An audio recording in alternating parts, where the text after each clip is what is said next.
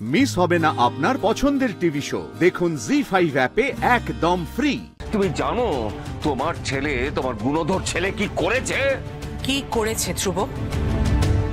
ওই ফালতু মেয়েটার কথায় তোমার ছেলে রঘুকে অ্যারেস্ট করিয়েছে। কি কি বলছো কি দাদা? রঘুরাইকে অ্যারেস্ট করিয়েছে?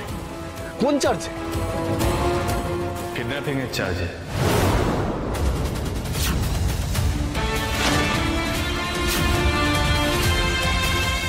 ধ্রুব, ধ্রুব কোথায় ছিলি তুই? মানে কি করলি এগুলো? কেন করলি? এতক্ষণ এত দেরি করে ফিরলি, কোথায় ছিলি বলছিস না কেন? মেয়েটা কপালে একদম সঠিক প্রশ্ন মা। এতক্ষণ বাড়ি আসেনি কেন? অ্যাকচুয়ালি যে রঘুরায়ের অ্যারেস্টের ইনফরমেশনটা দিয়েছে সে ডিটেলে বলে দিতে পারবে আমার আর জোনাকির সাথে এক্স্যাক্টলি কি কি ঘটেছে। ধ্রুব কি হয়েছিল বল আমাকে। আমি আর জোনাকি পিকনিক থেকে যখন বাড়ি ফিরছিলাম, রাস্তার মাঝখানে আমার বাইকটাকে আটকানো হয়েছিল এবং কয়েকজন গুন্ডা জোনাকিকে কিডন্যাপ করে ওকে নিয়ে চলে যায়। জোনাকিকে যদি কিডন্যাপ করে নিয়ে যাবে তাহলে ও এখন তোর সামনে দাঁড়িয়ে আছে কি করে? কি হয়েছিল কি ধ্রুব?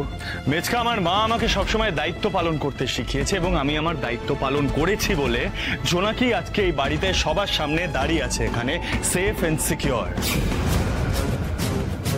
আর যেই মানুষটা জোনাকিকে কিডন্যাপ করিয়েছে তাকে আমি আইনের হাতে তুলে দিয়েছি। সে উচিত শিক্ষা, উচিত শাস্তি পাবে। এত বড় বড় কথা বলো না। তুমি দুনিয়া জয় করে ফেরো রে। না না, আমি দুনিয়া জয় করতে আসিও নি জাস্টিস অজয় মেটা। দুনিয়া জয় করতে আমি আসিনি।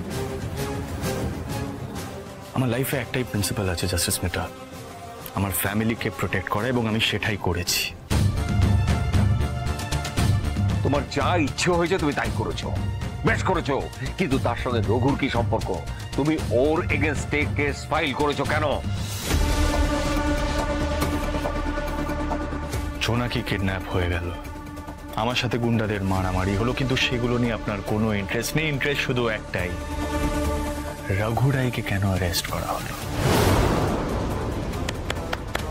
অসাধারণ, অসাধারণ। ধ্রুব, চিৎকার করলেই সত্যিটাকে মিথ্যে বলে প্রমাণ করা যায় না জাস্টিস মেটা। সত্যি কতটুকু সত্যি জানা আছে তোমার?